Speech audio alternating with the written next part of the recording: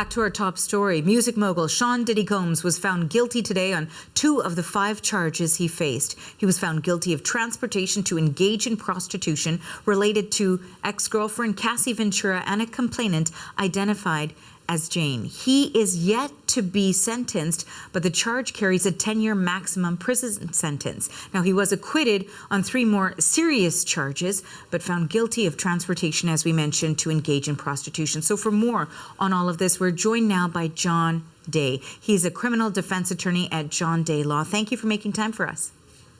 Thanks for having me, Arthi. First, I just want to ask you for your reaction to the verdicts we saw. Why don't we start with the convictions? Did it at all come as a surprise? I think it did come as a surprise to a lot of people, including lawyers who had been following the trial. What this showed is that the government was not able to convince these jurors to believe these women, basically, who were testifying. And so the acquittal on the most serious charge, what we call the RICO charge, the racketeering charge, which carried a potential of a life in prison, I think was pretty remarkable. And what you saw was the defense team that Diddy spent probably maybe at least $10 million on, was able to convince the jury without putting on a case of their own. Remember, Diddy did not testify. No other witnesses testified.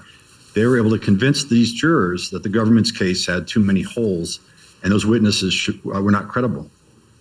So in terms of next steps with that specifically, what do you see the defense team, what steps do you see the defense team taking? Well, next step is sentencing. And, Diddy dodged the biggest bullet of his life. He's not going to spend the rest of his life in prison. He'll probably do some time. The judge will probably sentence him to some time. The maximum he could be looking at would be 20 years or 10 years on each count. That's not going to happen. He doesn't have a criminal history.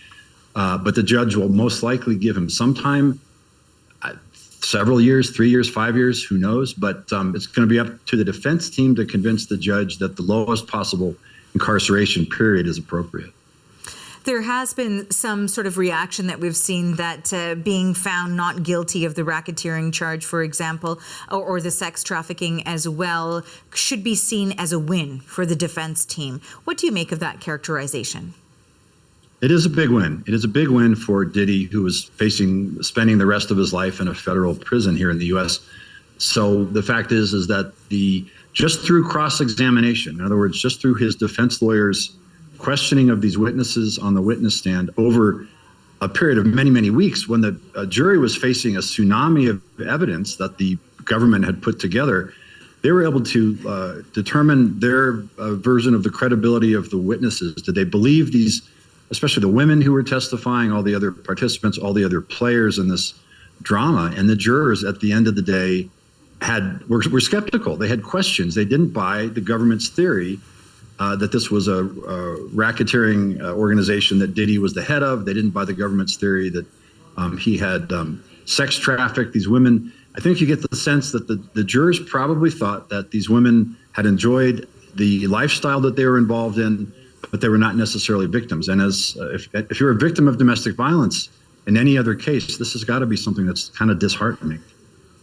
Now, coming up to 1 p.m. Eastern, we know that we are expecting to perhaps learn more about proposals coming from the legal teams from both defense and from prosecution on whether or not Diddy should be out on a $1 million bond, or perhaps there's other details that will emerge in terms of the conditions of his release. What do you think will come of that decision? Do you think there is sort of a good argument for him to step away from being behind bars until sentencing takes place?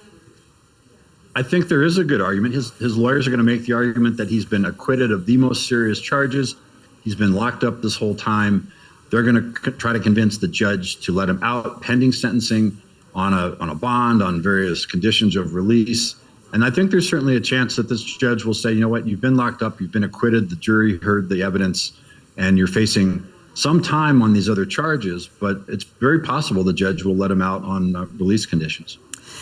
Finally, I wanted to ask you about another question that is out there, and that is regarding financial penalties against Diddy. You know, could the government try to seize money from Diddy if he profited from any of the money exchanged in the 2 counts of transportation for prostitution, of which he was convicted? I mean, they could try, but remember, Diddy has basically an endless pot of money, and he used a lot of it on his lawyers, but he still has plenty left over. So Anything that they try to do along those lines, I think, would just be really sort of a drop of water in the ocean. And also, I did want to ask you too, in terms of sentencing, we know we talked about a 10-year penalty for each of the 2 charges of conviction. That would be the maximum. What do you think we'll see here? I think that this judge, having heard this evidence, but having observed that the jurors heard the evidence and acquitted him of these most serious charges, probably looking at anywhere from 3 to 5 years, possibly a little bit more, nowhere near the maximum sentence. He doesn't have a criminal history. It could be wrong about that, but I think that the judge is not going to give him the strongest sentence at this point because of the acquittals, but he will get some time in a federal prison. Not a lot of time, though. Okay, John, I want to thank you very much for your time and thoughts on this today. Thanks for having me. That is John Day. He is a criminal defense attorney at John Day Law.